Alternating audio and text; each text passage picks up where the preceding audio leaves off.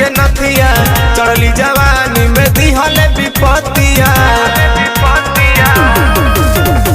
पहले ही रतिया उतारी के नथिया चढ़ली जवानी में दिहले विपत्तिया।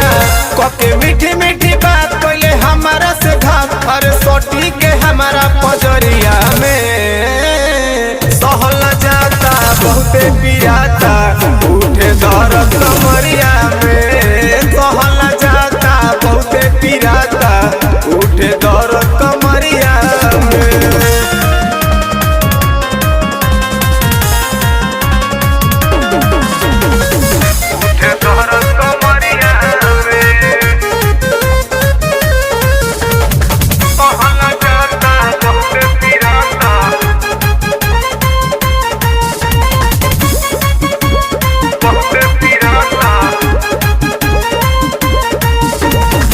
चुम्मा चाटी कके सारी राती चूस गइल मोए उठल लिया हो। कटल काटे खूबे बच्चा के अभिले लाल बटे गलिया हो। चुम्मा चाटी कके सारी राती चूस गइल मोए उठल लिया हो। कटल काटे खूबे बच्चा के अभिले लाल बटे गलिया हो। पहिला वाला गरी फोरल कंगना चूड़ी धोई के भरया कवरिया में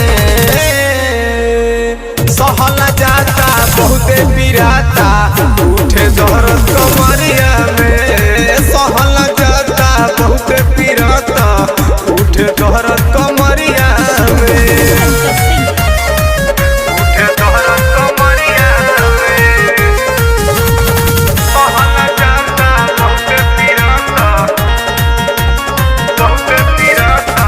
बलवंत बेदर्दी बाड़नी दर्दी मेहर पे दाया नया आइल हो।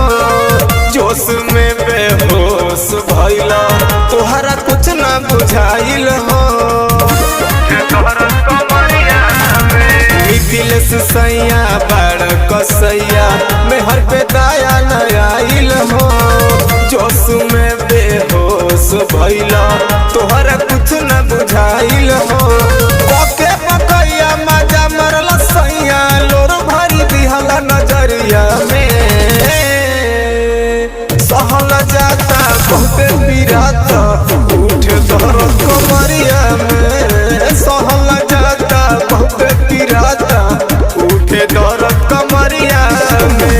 पहले ही रतिया उतारी के नथिया चढ़ली जवानी में दिहले विपत्तिया।